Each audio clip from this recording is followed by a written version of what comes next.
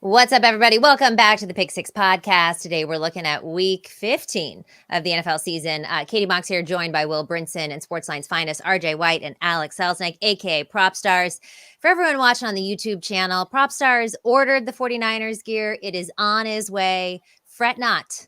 At some point on this show, he will don some special red and gold. This episode of Pick Six is presented by FanDuel Sportsbook. Make every moment more. And if you like winning picks, which if you're here, we think that you do, make sure that you sign up at sportsline.com. Use the promo code PICK to get your first month for just $1. The last episode in the feed had Brady Quinn and Lee J. Doozable talking Bill Belichick's long goodbye. And drafting a fantasy team of only playoff players. So go ahead and check that out on our YouTube channel or anywhere that you get your podcasts. Let's start things off with a recap of week 14. See how everybody did. Brinson and Prop broke even. RJ and I had about 4 wins, I guess, between us. Still above 500, though. Well, it looks like everybody. Well, Brinson dipped. No, I've been at like 3 games under 500 for like 3 weeks. I can't. Oh, really? Get out of the... I still have it in my head when you were like red hot, and I was like so far. Yeah, that was week 500. 6. That was like 9 weeks ago. All right, well, some of us are up and others aren't. That's okay. It's really what do I have? 81, so 38 divided by 81 would be 46.9%. Not bad. RJ, no, that's not good. But I mean, like it's all pretty close. Yeah, it is. It is all pretty close. What is it, RJ, to be considered an expert? It's 53%, 56%? Yeah, if you're only betting minus 110 lines, that's 52.38. So you have to do better than that. Of course, it varies by how often you're betting lines that aren't that. We do 115, 120 sometimes. If you're betting a lot of props, you got to do a lot better than that, which Alex historically does. So it just kind of depends. That's the number. If you're only betting minus 110 lines, your break-even point, you want to be 52.4% to be profitable. All right, good to know.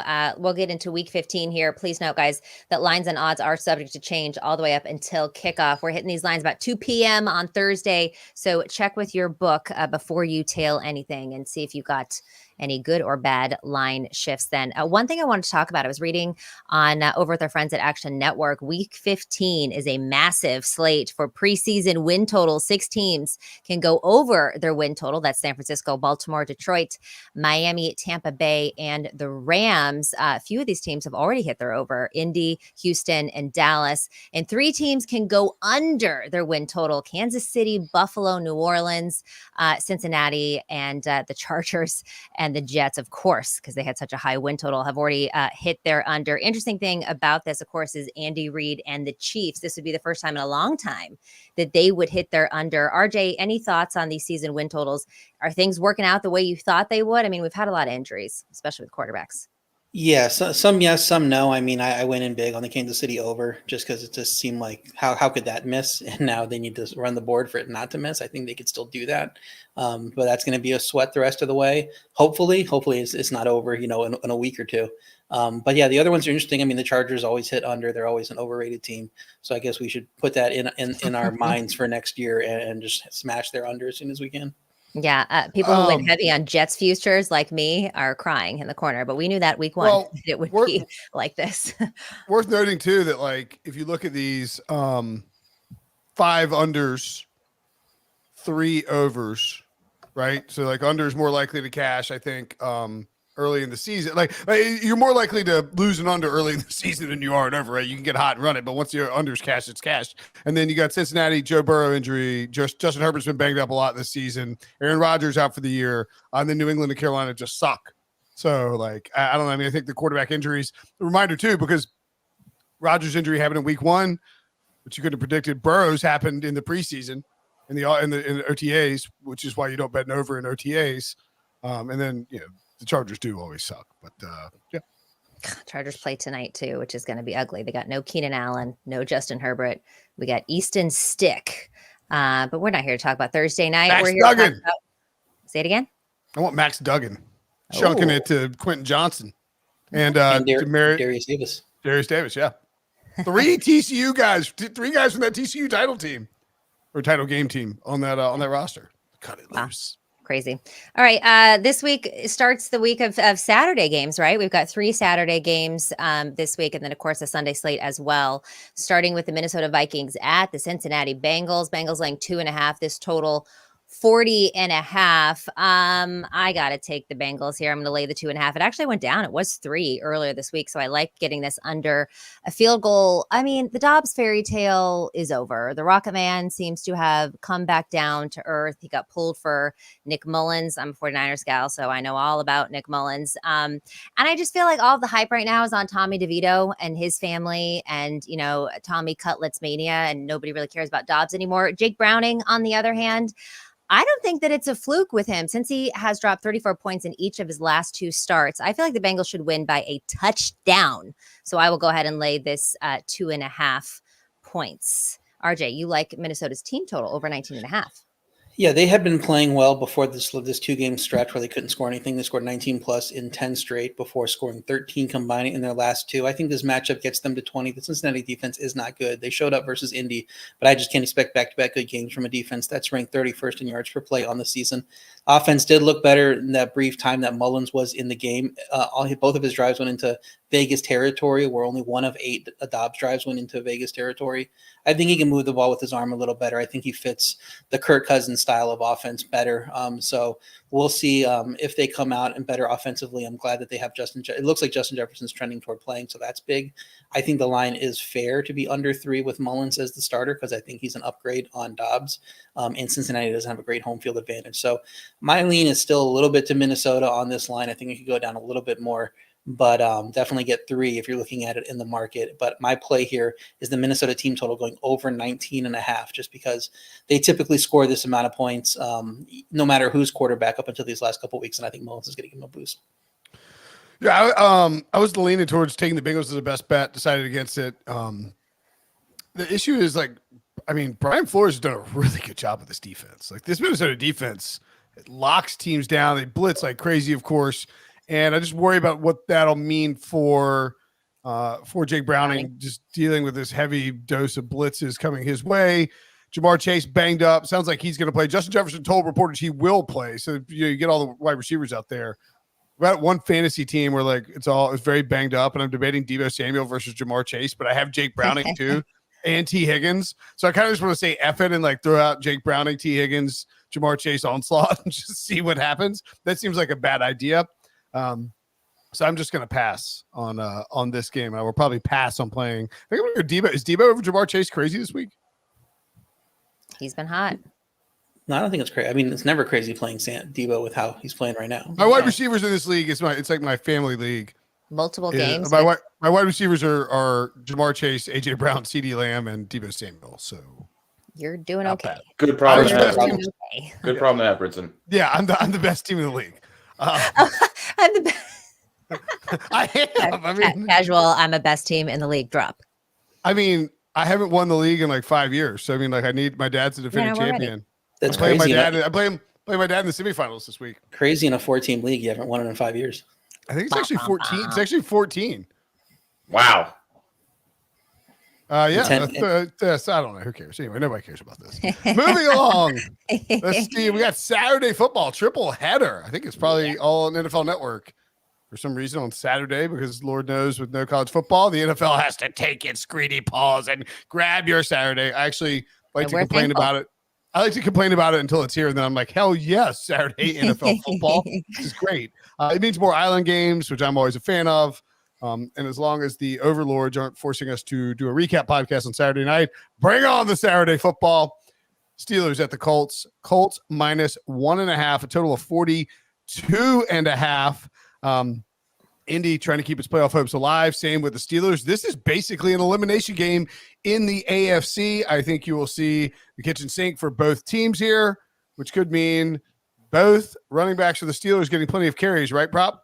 That is indeed correct, Brinson. Yeah, so my first prop that I like is Jaylen Warren over 7.5 rushing attempts. I feel like this is a couple clicks too low here. We've seen Warren really come on strong over the second half of the season. Now he's facing a Colts defense, which is very vulnerable up the middle. And we know with Mitchell Trubisky at quarterback, the Steelers definitely want to lean heavily on that ground game. Jalen Warren's advanced metrics certainly is the more explosive option compared to Najee Harris, who has quietly been pretty solid in his own right. But this, to me, looks like a game environment where both backs are going to get plenty of work. I'd frankly be surprised if we don't see Jalen Warren get double-digit carries here. The only game he's failed to over the last 8 games was against New England, who obviously ran up a pretty big lead, which was obviously surprising in that game. And he still finished with 7 rushing attempts there. So this number is way closer to his floor, in my opinion. I expect this to ultimately close probably at 9.5 or maybe even 10.5. And by the way, RJ, I would point out that this game, the Colts win, they have a 63% chance to make the playoffs. If the Steelers win, the Colts have a 20% chance to make the playoffs. So, I mean, it's just an absolutely massive swing game in the AFC. Yeah, and you mentioned elimination game. I mean, every team is 7-6. It looks like so. I mean, it's going to be a lot of weird stuff happening the last 4 weeks, and see how the tiebreakers work out to see who makes the playoffs. Indy was on an unbelievable 4-game win streak, and it's unbelievable how bad they played with how they've looked recently at the Cincy game. They're only 2-4 straight up at home. They're middle of a road team, but that should be enough to slow down a bad Pittsburgh offense with Trubisky at quarterback. Easier matchup than last week for Pittsburgh, though, so maybe they do score points. I think Indy's offense can create points for both teams because Gardner Minshew can turn the ball over. I think there'll be points in this game indoors in Indy. I would lean over on 42.5 for a play. I think the spread is about right. It's been coming down. It was 2.5 early in the week. It's now 1.5. So maybe a little bit of value on the Colts if it continues in that direction. But if you're going to play this game, I think you play the over. All right, moving on. Denver Broncos at the Detroit Lions. Lions laying 4. This total 47.5. Oh, it's gone up to 4.5 there. Ooh, well then give me the Broncos plus the 4.5. I had it at 4. You know, the Lions haven't been in a bit of a free fall recently. They have one of the most potent offenses in the league. They certainly can outpace Denver, but they can't stop anything defensively. I mean, we've seen this defense give up 28 points in 2 straight games. Broncos have won 6 of their last 7, and they have covered in 5 of those games. And Russell Wilson has looked pretty good, especially paired with Cortland Sutton, who's had 10 touchdowns this season. So I'll go ahead and grab the points. Oh, did you say 1? It went down to 1.5? No. Screen. Oh, okay. No, it's Denver. No, it's 4.5. Yeah, 4.5. It's going towards the Broncos. Yeah, it's going towards the Broncos. Yeah. Well, no, I'm happy. I had it plus 4. No, you get a 4.5. Yeah. Sorry, I thought I can't always see the small things on the screen, so I rely on the rundown here. But yeah, that's what I'm going to take. Alex, what are you looking at? Yeah, I've been successfully, or one of my more profitable betting angles over the past 4 to 5 weeks has been this Denver defense and fading ultimately totals that Denver's involved in. So yeah, I like the under here. You can get this number at 48 on some books. Just this Denver defense, I don't think it's nearly as bad as the public consensus is. Offensively, Denver plays as slow. They grind more clock than any team in football. Exactly, Brinson. Just leads to a lot of sort of competitive, lower scoring game environments. We know Detroit's offense, they just want to run the football. Denver's offense just wants to run the football. I feel like this game will go quick, even though it'll be slow. There just won't be a lot of plays from scrimmage in this spot. So I'm just going to continue to hammer the under in these Denver matchups because, in my opinion, it's more reflective of Denver's defense early on in the season when they were historically bad, and they've made not necessarily massive improvements, but they're a respectable defense at this stage. They've also done a good job of limiting deep plays down the field, keeping everything in front of them. So, yeah, I just ultimately think this game will be competitive and it'll be of the lower scoring variety, and 48 is a bit too high here. The Lions defense is taking some serious hits. They're going to get Chauncey Gardner-Johnson back soon. Doesn't sound like he's going to be back this week. Would probably be next week if he comes back. That's a huge add for them in terms of defensive on the back end. But Lee McNeil being out has been really rough on their run defense. Sort of wonder if the Broncos could kind of get going here. So I like that under look. I tend to lean, RJ, towards the Lions a bit here just because I think I just think it's a spot where they need to get right. Look, don't get me wrong. Denver's desperate. Denver's got to keep winning if they want to stay in the mix. But I don't know. I think it's really tough. That's what I'm saying. I think the 4.5. You're thinking, man, I think the Denver's going to Lions keep this. win. Yeah. I think you're right. It could easily be a field goal game. I'll lean towards the Lions, but no best bet for me here. Yeah, this line doesn't know where it wants to be. It was 4 early in the week, then it went to 5.5, then it went down to 4, and then now it's 4.5. So it's just bouncing back and forth with I guess different sharps taking positions in this market. Now it's not a surprise that it would bounce back and forth erratically around 5 because 5 isn't a key number. You don't see a lot of games end on 5, so you'll see a lot of movement there that you wouldn't see between like 2.5 and 3.5 back and forth. So that level of it makes sense. My worry about Detroit is how banged up they are on the offensive line. Frank Ragnow suffered that injury at center that really affects the run game. He was able to practice in a limited fashion early in the week. We'll see if he can go. But now Taylor Decker, that left tackle, is hurt. That would be a major loss for them. So I was at this number. I think the line should be 5.5. I think it is a good get right spot for Detroit. I would lean Detroit. But with these injuries, I need to see the offensive line injuries because if it stays at 4.5 and some guys get ruled out, I'll probably flip to the other way and be on Katie's side here. Yeah, I think that actually tracks pretty good. Buccaneers at the Packers. Is that the third? No, that's the first Sunday game. Yeah. Sunday game, a big Bay game. If you're a big Bay guy, Bay gal, you like Bays? You're big into Bays? I like the San Francisco Bay. Oh, no, but these are Green Bay and Tampa Bay. Tampa Bay, Green Bay. If you're a big Bay, if you're it's a battle of the Bays. Battle of the Bays, right. In the frozen tundra of Lambeau Field. Why wouldn't a Bay battle take place on a frozen tundra? The Packers are minus 3.5 in this one. The over under 41.5. The Bucks getting the hook there, a little juice, and the over catching a little bit of juice as well. Green Bay, look, we talk about Jordan Love, as streaky as it comes, man. He plays great out of the gate. Everyone's like, well, the Packers did it again. 4 weeks later, it's like, it's time. Should Jordan Love be banned from the NFL? Right? Like, he's that bad. Should he be fired from his job and banned from ever playing football again? And then 3 weeks later, it's like we always knew the Packers have a franchise quarterback. And then last week, they lay a total egg and lose the Tommy Cutlets. I mean, it sounds like a quarterback in his first year of starting, though. Really, when you boil it all back, it's like the highs and lows of a first year quarterback. Well, not that's what's his interesting. first year as a starter. Yeah. But when Aaron Rodgers' first year as a starter, everyone's like, he's the guy. He's got enough there. You've seen enough where if he can like harness it, he's gonna be fine. Like, he's our franchise moving forward. And this year, you've seen enough, I think, from Love to say this can be the guy moving forward. It's just gonna take some time to iron out the wrinkles. Yeah. The question, RJ. Does this Tampa pass defense, pass funnel, terrible pass defense, give Jordan Love an opportunity to iron things out? I think they do. I think with Jordan Love, part of the dialogue here you're seeing is that he's much further in his contract than Aaron Rodgers was in his, I think his first year, or with the decision looming on what they're going to do there. So, maybe not exactly year wise, but I think Rodgers, you knew that he was the guy in this one. It's like, what are we going to do here?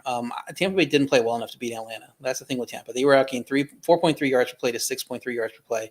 Caught a ton of breaks in that game. Defense now down to 27th in yards per play, 29th in yards per pass. You mentioned the pass funnel. Should struggle against pass offense that was playing well. Would like to see Christian Watson back. He still did not practice, it seems. So that's going to be tough there, but a little bit healthier than expected with Wicks practicing. So I think that they'll have enough to get it done there. The defense for Green Bay was run all over by the Giants, but the Giants came out with, a more quarterback run-centric focus in their game planning, and Tampa Bay can't replicate that with Baker Mayfield. So I think just that traditional Tampa Bay rush offense, it's pretty bad on the season. They're not going to play up to that level, and it's a bounce-back spot for this Green Bay defense. Green Bay should get 3.5 for home field, especially late in the season. They're one of the best home fields in the league. They're definitely the better team, which makes this line way off for me. You should be able to find 3 in the market, so go play it at 3. But even at 3.5, I wanted to put it in as a best bet on this podcast. I'll also note Tampa Bay playing their 6th road game in 8 weeks. Oof. Their bye was way back in week 5. So fatigue could be at play here for this team. They're very banged up. They're very injured, but even fatigue, just all this travel with I think it's 3 back-to-back road sessions mixed in with those 2 home games. So they just keep having these 2-game road stretches, and this is the last one of the 3. So I don't know. I think it has some blowout potential here. I would make this line probably around 6.5, 7. So I think there's a lot of value here. Just wanted to add to RJ's point. This is a potentially massive spike or ceiling potential game for Christian Watson if he can get back on the field. This Tampa Bay defense gives up more plays in the splash zone, which is deep down the middle of the field, than any defense in football by a significant margin. That's why we loved Brandon Ayuk against this Tampa defense because he's targeted more than any receiver in the splash zone a few weeks ago, and we saw him have the best game of his career. Christian Watson also receives a ton of targets in that portion of the field. So if he's able to get back on the field, this is definitely a game I'd look to back him, potentially his alt totals as well, because his ceiling will be huge. You gonna ladder him? Just because I think that's a really good nugget, and I don't know who else is. Would you? I'm just thinking who would be the fill-in guy there if Watson can't go that we might want to target in this spot, just from a fantasy perspective. And do you think Watson? I mean, do you trust Watson to roll out there from a fantasy perspective? If you know what I mean, if he's questionable and then active, that hamstring that sucks that he hurt. He was playing so well and he hurt it getting down in bounds to try and burn clock and win the game. So I'd view him as a boom bust option as far as fantasy is concerned. If I were trailing in a matchup or I were projected to lose by 20 to 30 points and I needed potentially a huge spike game from my flex spot, that's where I'd consider Christian Watson. Without Watson on the field, I'd look at Jaden Reed.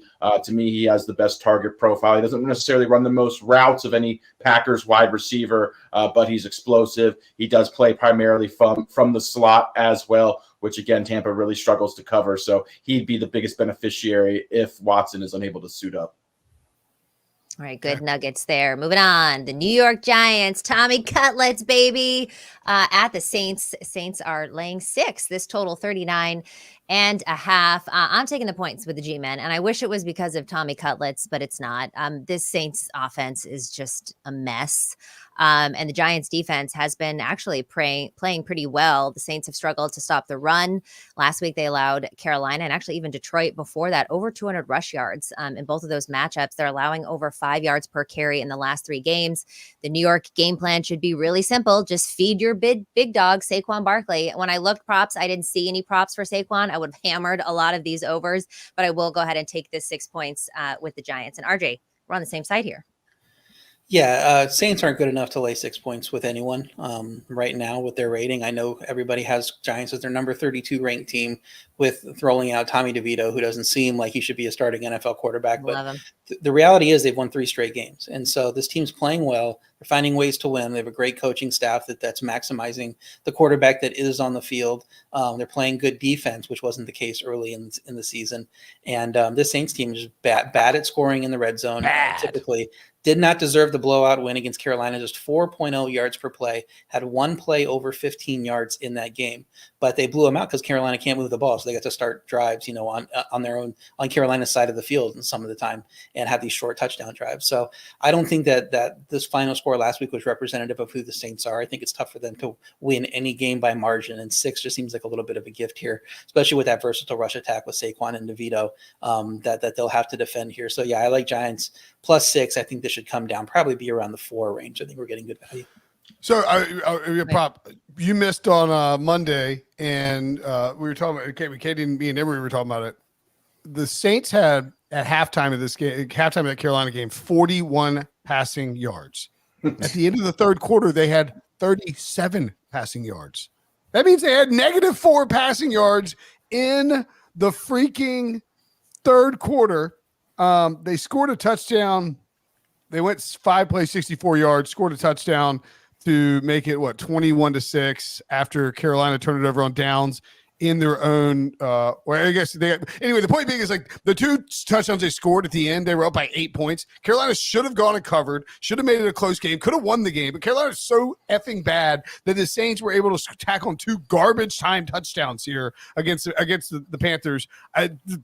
I can't believe I'm saying this. Tommy DeVito and the Giants offense is more impressive than whatever the hell Carolina's throwing out there. Carolina's offense is limper than a freaking chicken cutlet. And it's it's pathetic. And so, yeah, you're going to get pounded like a cutlet. They got pounded like a cutlet. The Giants will move the ball and keep this within a score with the defense they're playing. I like the Giants as well. Yeah, I would tend to agree with both of you here, guys. If you were to blindfold me and to withhold that information that it was New Orleans who had -4 passing yards, Brinson, and ask me what team it was, I would certainly guess them as the most likely candidate there. I'd also mention that Chris Olave appears to be legitimately questionable in this game. We also know how depleted New Orleans' entire pass catchers group is. Olave too. If we look at a lot of the advanced metrics, his open score, yards per route run, he's actually having a very good season. It's just been, it's just been quarterback Derek play. Carr's in there. Derek Carr. So, it's unfortunate. But, his miss would be a significant downgrade to New Orleans. And I couldn't agree more. The 6 points just seems too much, especially if Olave is inactive. I think they'll have a really hard time moving the football.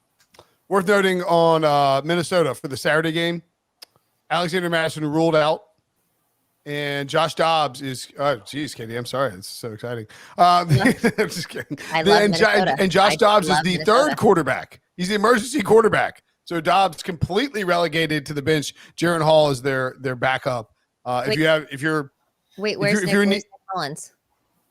He's starting. Oh, I thought you were saying If you're in need of a running back for the fantasy playoffs, Ty Chandler is a must add if he is somehow a free agent. And probably, Bengals defense is god awful. So absolutely be looking at him for DFS as well. Oh, look, the fun part of the program. It's the weekly section where I get to bring up the Carolina Panthers and their dog crap offense. Carolina is a 3-point home dog. They're +3, -115. The total in this game is 34. With the Atlanta Falcons coming to town. I don't know if the article is live on the site yet, but while you guys are discussing it, I will send Harry what I included in my article about the Carolina Panthers. RJ, why don't you tell us about this incredible matchup?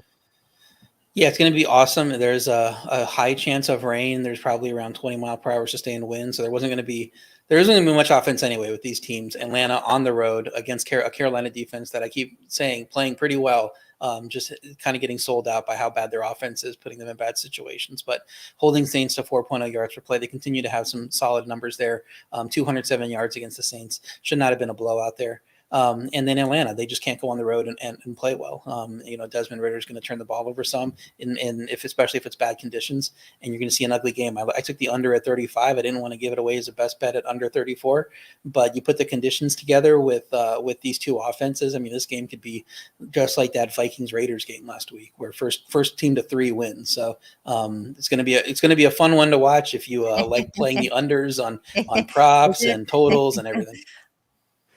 You remember what I said about this game, by the way, on Monday? On Monday, by the way, this is what I put in my article for today. Bart Simpson. If you can't see it, if you're watching on YouTube, youtube.com/NFL and CBS, it's the old Bart Simpson meme generator. I hope that doesn't. If they publish that, I hope I don't get in trouble. Surely I won't get in trouble for that, right? I said, well, don't bring attention to it. Well, I mean, I don't think that's a copyright violation. Anyway, it's the Bart Simpson meme generator where it's like, I will not do this. I will not do this. I will not bet on the Carolina Panthers. Panthers at home catching 3 in a 34-point total game screams in the second time these two division teams are playing, screams take the Panthers. It screams it. You can't do it. This team is so bad. They're the worst football team. This reminds me of the time that the Panthers gave a future first round pick to move back up in the second round and draft Jimmy Clausen. And the offense was just miserable. And then the next year they took Cam Newton first overall. The problem is they took Bryce Young first overall and gave up the future number 1 overall pick to do it. There's nothing left to be said. Just, I think if anything, you would take the under here. It's just don't watch this game. I hope if this game's on CBS. I don't care if it's like being broadcast. Like I don't care if this is the feature game on Paramount Plus. Don't watch this game. It's just, this game is terrible. I look forward to Brinson ranting about the Panthers every week. It's the highlight of the show for me when we get to the Panthers portion of it. They can't pass block. They can't run block. They can't run the football. They can't pass the football. They don't have any weapons. They can kind of play defense sometimes, but eventually just the defense is like, and like, screw you offense, and just completely gives up at the end of the games, and they don't cover. It's infuriating. Brinson, let me ask you something. So obviously they're not going to have a chance to get one of these top quarterbacks in this draft. So the teams that don't have access to them either, let's say they're picking 8th, 10th, 12th, whatever, and they're not enthused with the quarterbacks that are left. You think Carolina is so sour on Bryce Young that they would just trade him for one of those picks and go get, the second tier of quarterbacks and let somebody that says, hey, we had Bryce Young graded way over these guys last year. Let's just go and take Bryce Young, and we've seen the flaws, we know what we're getting, and we can fix him. So I don't know. It just, you're kind of in that situation a little more than me to know how much they've soured on him, if it's enough to flip him in the draft next year. I think that that's a really interesting question, RJ. I hadn't thought about it. I'm trying to think of like who they might, because the problem is like, are you going to, I guess you could trade it. The Raiders have like they have the 6th pick, but they're going to be overhauling whoever's in charge. You can't trade him in the division, I don't think. The Titans have Levitt. Like, just look, I guess you could trade him like the Rams for for like a top, if the Rams make the playoffs, you give, I don't know. I guess it depends. I think the issue is you probably have to wait until after all the new coaches are hired, because we're going to see a bunch of people fired, a bunch of GMs are going to come in. And so it's like, will there be a new GM who did have Bryce Young rated highly that doesn't have a high pick that is willing to do that? Yes, I think the Panthers would be willing to do that, to start over. I don't think they'd be willing to do it for like a Jaden Daniels type in the middle of that second round. I also think that whoever they hire as the head coach is going to be largely based on finding somebody who is like, can come in and say, I can fix Bryce Young. So yes, I think that makes a lot of sense. No, I don't think they'll do it, but also, yes, I wouldn't put anything past David Tepper's crazy. But on that note, we have to take a quick break here. We come back. It's the Pick Six Parlay. Much like the Panthers, we can't seem to win, but we're going to keep pounding when Pick Six returns next. Sunday, the race to the playoffs is on, with the Bucs heading to Lambeau to face the Packers, and key matchups featuring the Dolphins and 49ers. We can't win. The NFL is on CBS and streaming on Paramount Plus. Welcome back. Time now for the Pick Six Parlay, where we each select a game for a 4-leg moneyline parlay. There are some rules. The person with the best record the previous week, which I was for 2 weeks, and I am no longer in that spot, gets to go first. The second is second, and so on and so on.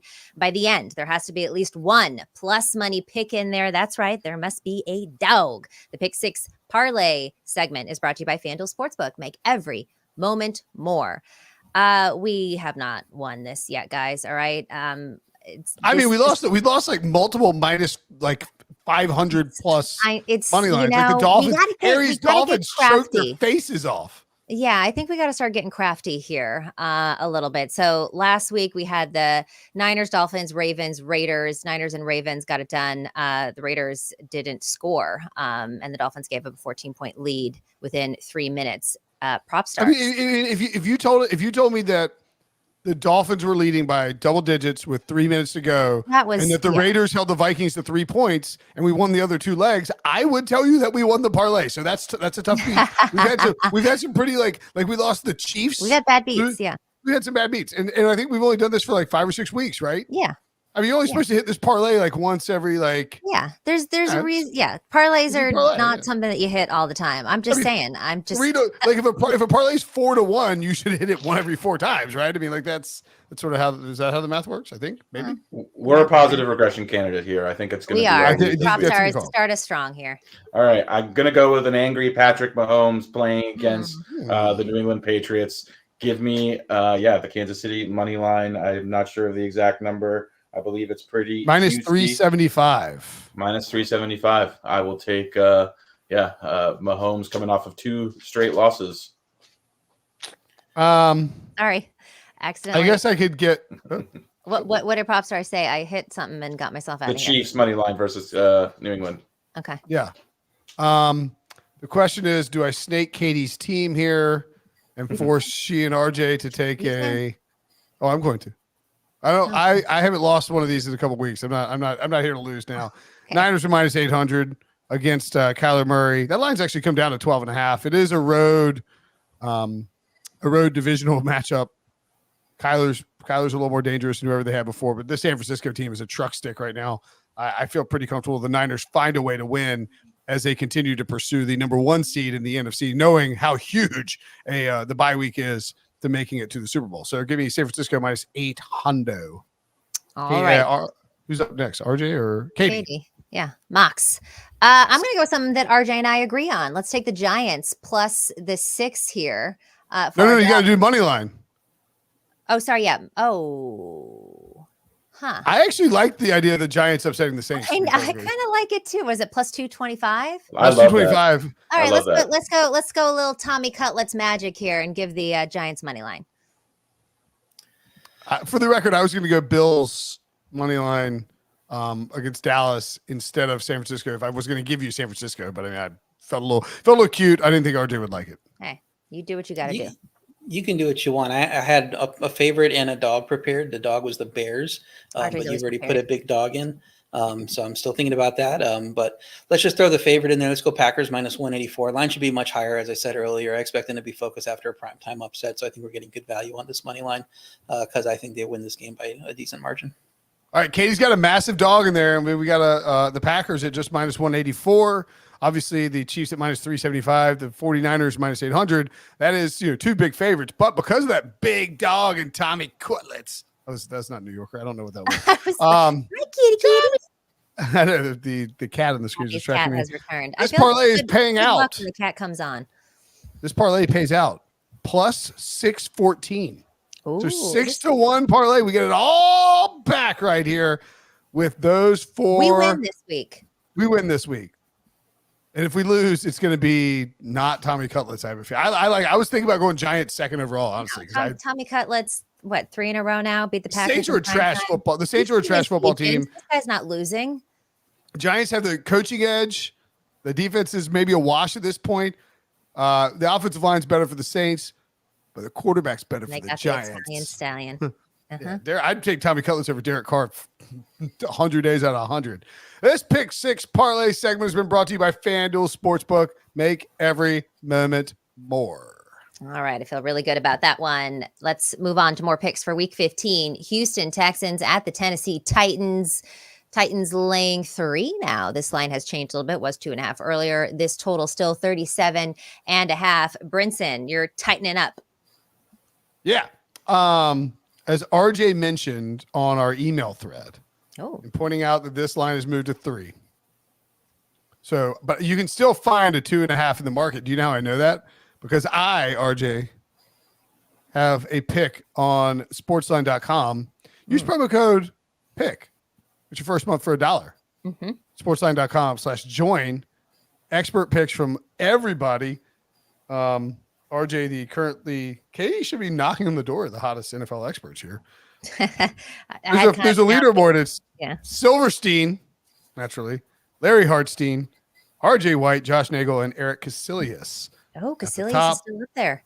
Yeah, but if you go to my page, you will see that I'm like plus 265 last 9 NFL picks. And we have a minus 2.5 on Tennessee that I put up right before this show started. So that's how I know I can take the minus 2.5. Titans minus 2.5, trending in the direction of CJ Stroud not playing in this game.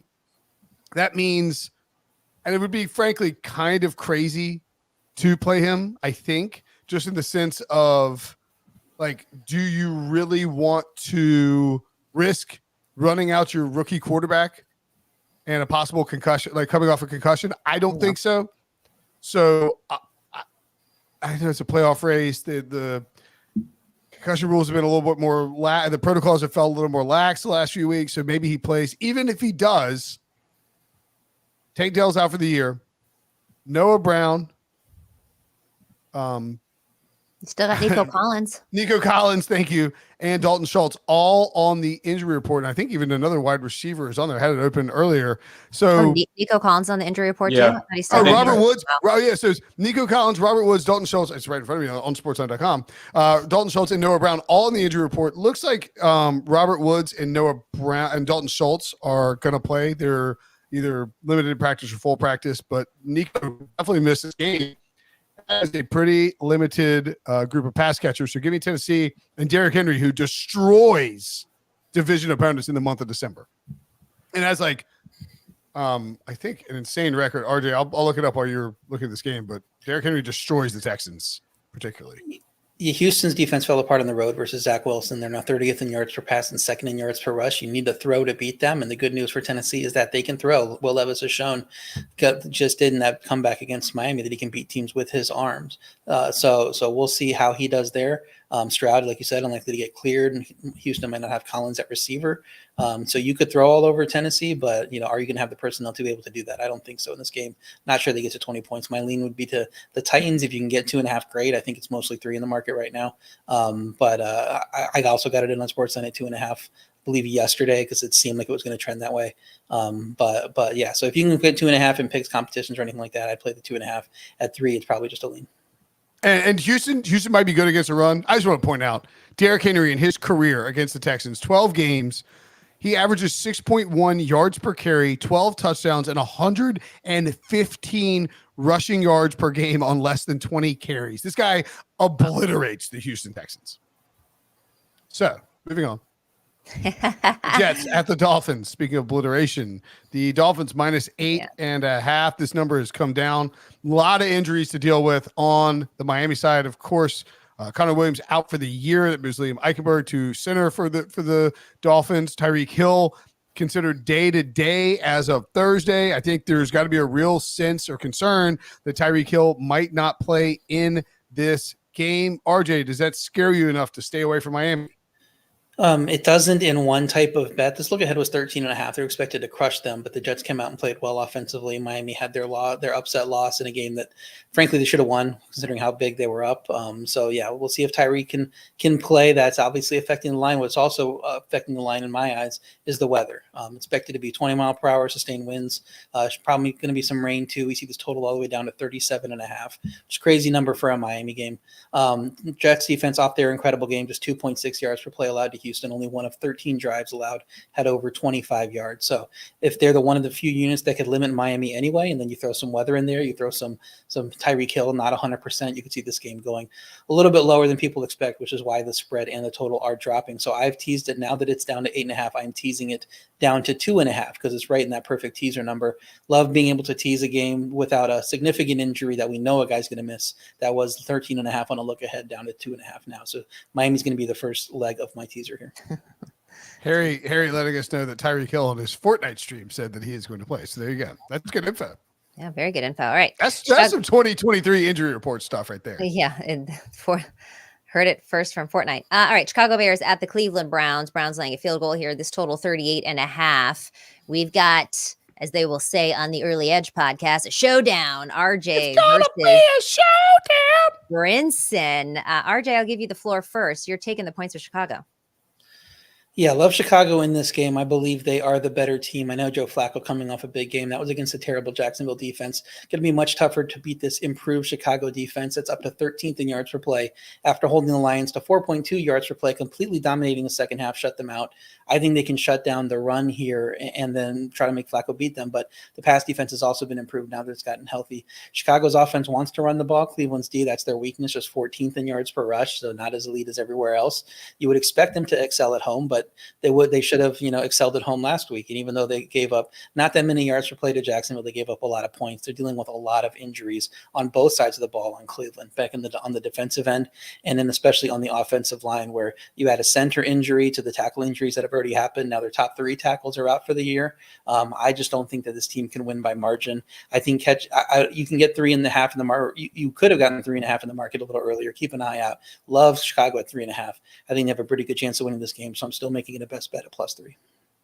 I'm sorry, did you say something about elite? Did I hear elite? Because when I hear the word elite, all I think about, RJ, is Joe freaking Flacco, 38-year-old superstar elite quarterback, rolling back into town and dominating.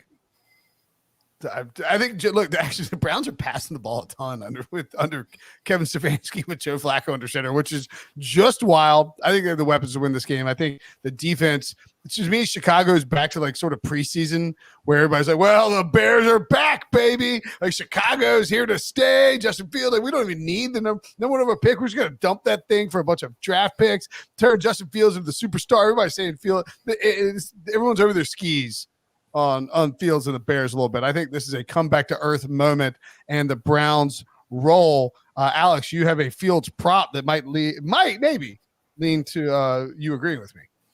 Yeah, well, I definitely think it's going to be tough sledding for Justin Fields through the air. I'm going under. It's a small number, but 186.5 passing yards for Justin Fields. RJ mentioned the Bears, they want to run the football. That is the path of least resistance when we're talking about the Cleveland Browns defense, who have played really well at home. This pass defense at home has been elite. They've only allowed 2 quarterbacks to eclipse 200 yards all season long. We know Chicago, again, wants to run the football. They could be playing without DJ Moore, or maybe not even 100% DJ Moore, who has yet to practice this week with an ankle injury. Worth paying attention to his status as we head into this game. But, yeah, I just think it's a tough spot for particularly the passing game and Justin Fields. So I am going to fade him under 186 passing yards. All right. Next up, Kansas City Chiefs need a massive bounce back here, and they have a good spot for it. They're against the Patriots here. Okay, this says 3. It is 8.5. This total 37. Brinson, you're on the under for this one. The Patriots are not favored in this game.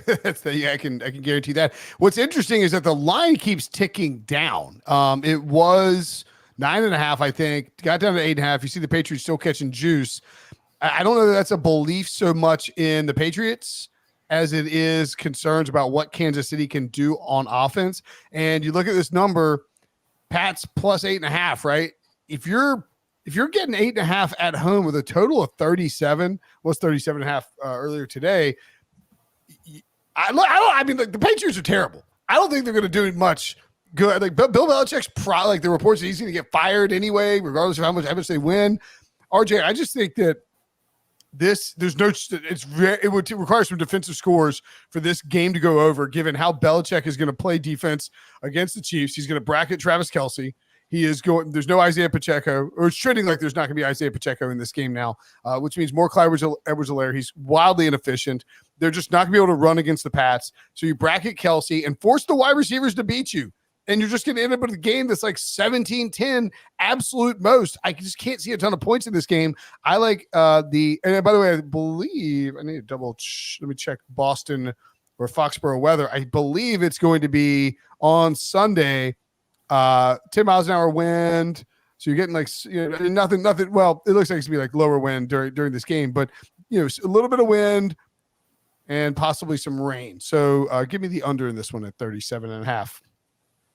Yeah, this line keeps dropping. It actually was open 9.5. It bumped to 10 initially with money on the Chiefs, and now it's just keep coming down. You actually can see 7.5s in the market right now. That's how low it's starting to get. It's perfect teaser number if you want to tease the Chiefs. Don't expect them to lose to the Patriots. So a low total game, that should probably be the strategy here. Would be a great team to put into a teaser. I didn't do it for this team. I have another team I like more. Chiefs, I think, should have won that game against Buffalo. Won the yards per play 5.6 to 4.5. Caught some bad breaks in there. Played well enough to get the win. So I don't think that they're a declining team by any means. And then this New England defense, great against the run. They're 4th in yards per play overall, but they're just 14th in yards per pass. So that's where the Chiefs should be expected to have success, especially with Pacheco out. Zappi had some big plays early against Pittsburgh, couldn't sustain in the second half. He's facing a much better defense here. I don't know how the New England scores points at all in this game. So I get where the under is coming from here. I would not be on the Patriots here. I think this game could easily be a 13-3 type of game, even if the Patriots defense plays well. All right, we're going to take a break. But first, Sunday, the NFL is on CBS. Week 15 features key games in the playoff race when the Bucs head to Lambeau to face the Packers, or an AFC matchup between the Jets and the Dolphins. It all begins at noon Eastern with JB and the guys on the NFL Today. We can't wait. The NFL is on CBS and streaming on Paramount+. Rams, Commanders, shootout in LA coming. We'll tell you next.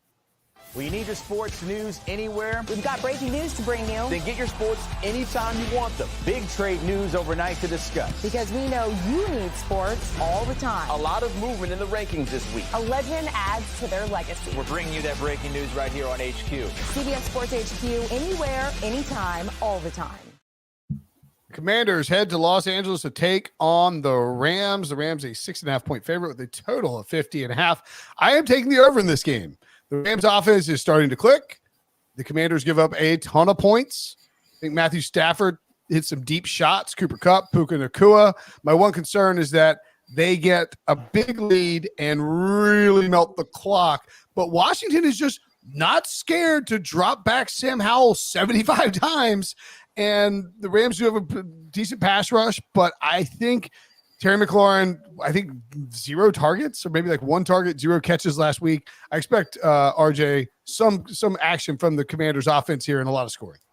Week before, because they didn't play last week. They were coming 2 off weeks the bye. ago. Stupid bye. So yeah, the Rams defense probably not as good as the metrics say. They've been exposed a little bit. Their offense was excellent at Baltimore, put up 5.6 yards per play against the number 1 defense in the league in yards per play. They now rank top 10 in that metric, and they can win with both the run and the pass.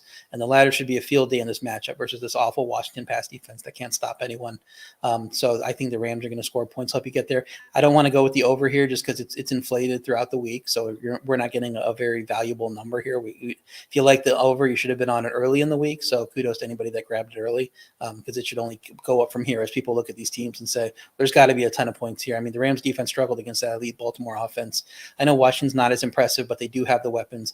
I'm not ruling out a backdoor cover here, so I don't want to play the Rams because I could see the Commanders busting through the back door in the fourth quarter here. Wouldn't honestly be surprised by any final score. I mean, it could be 38-34 Rams. It could be 38-10 Rams. It could be, the Commanders win by 10 out of nowhere, just off the bye. So I think if you want to play it, you take the points, and if not, just stay away. There is a running back in this game who has a higher combined rushing and receiving yard combination line than Christian McCaffrey. Wow. Kyron Williams? Kyron Williams' combo line is 118.5 yards in this game. That is insane. You never see that for anybody who's not Christian McCaffrey. Wow. And are you taking the over? I would only play the under here personally. Yes. If that line was Christian McCaffrey, would you take the over?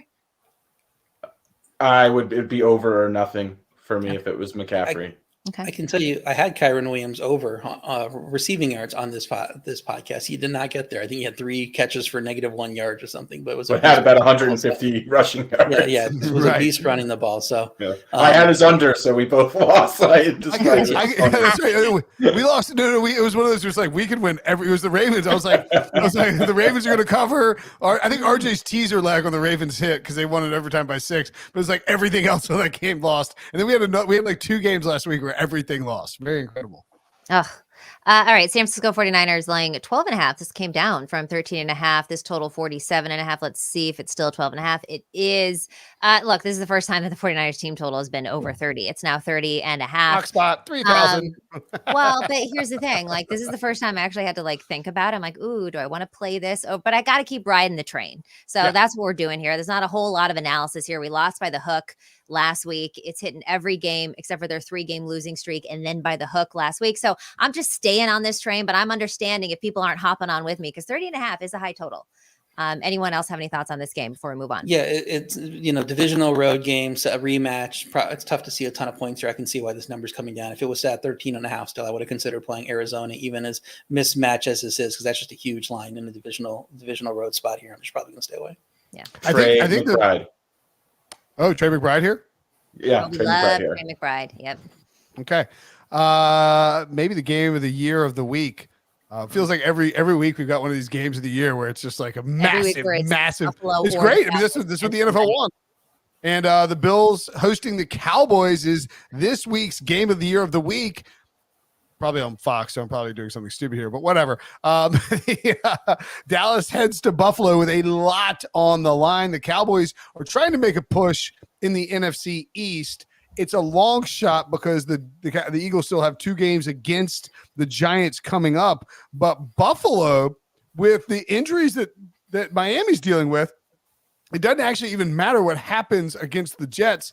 If the Dolphins drop games to the Cowboys and then the Ravens after this, and Buffalo wins out, week 18 would be a matchup for the division title with the division title on the line, which is crazy considering all that's happened before this. Obviously, Buffalo has to win here first, and I think they do, and I think they win big. The Bills have decided to say, F it, we're cutting Josh Allen loose. The Sean McDermott stuff that Ty Dunn wrote about has sort of galvanized them.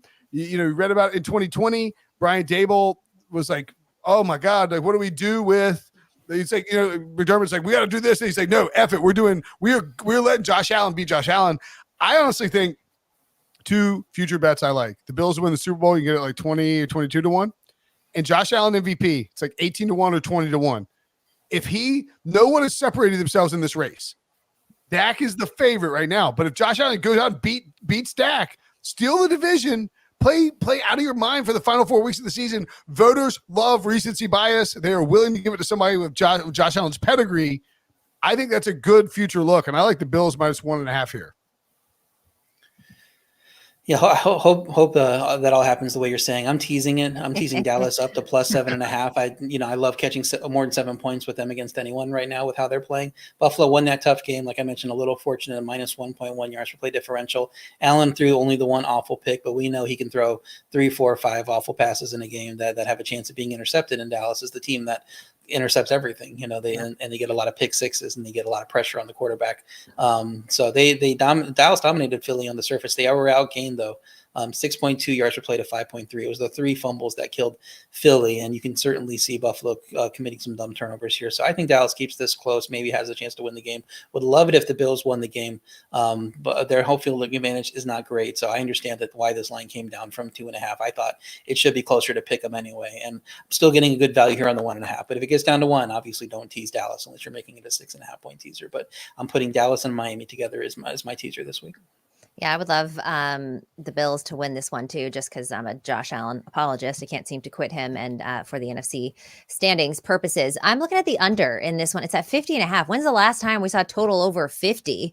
And look, yeah, these are two potentially potent offenses, but it just seems really high for both teams coming off of very big wins, maybe their biggest win of the season. Obviously, the Bills defeated Kansas City in Kansas City. And then Dallas, of course, taking down Philly, which was huge for them to tie things up in the NFC.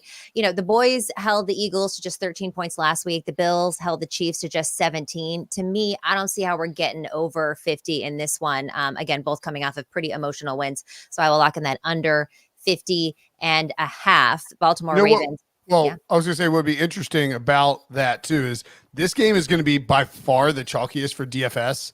So, I mean, people are going to be all over both those teams. Also interesting, before I set up the Ravens-Jaguars game, if you want to do the RJ White parlay special, I encourage all Pick Six podcast listeners to put a curse on RJ White.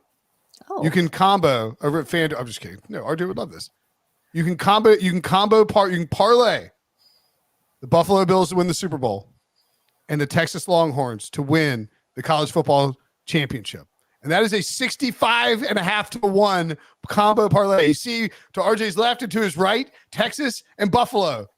Bet that combo and let's ride RJ and his teams to victory and championship cash and whatnot. Anyway, the Ravens are at the Jaguars. As a lifelong fan of both teams, you do not want money on my teams. I can tell you that much.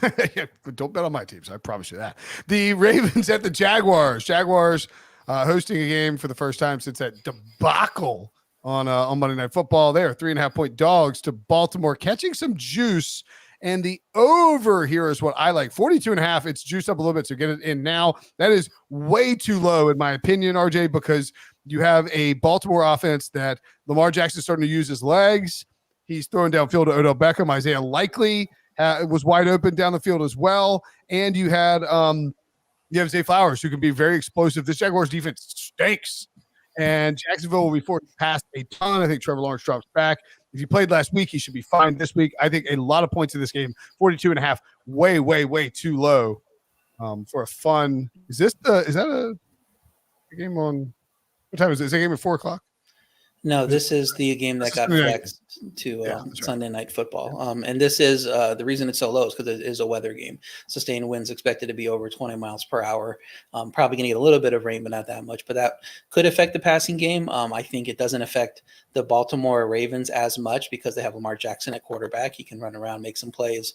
So I still am confident that they are going to score points. I have over 23.5 team total for Baltimore is my best bet in this game. Just not sure if it's going to happen on the Jacksonville side. Surprised they scored the 27, which is 4 yards per play. They had 2 touchdown drives of 12 yards and 25 yards in that game. Lawrence didn't seem comfortable, had trouble connecting with his receivers.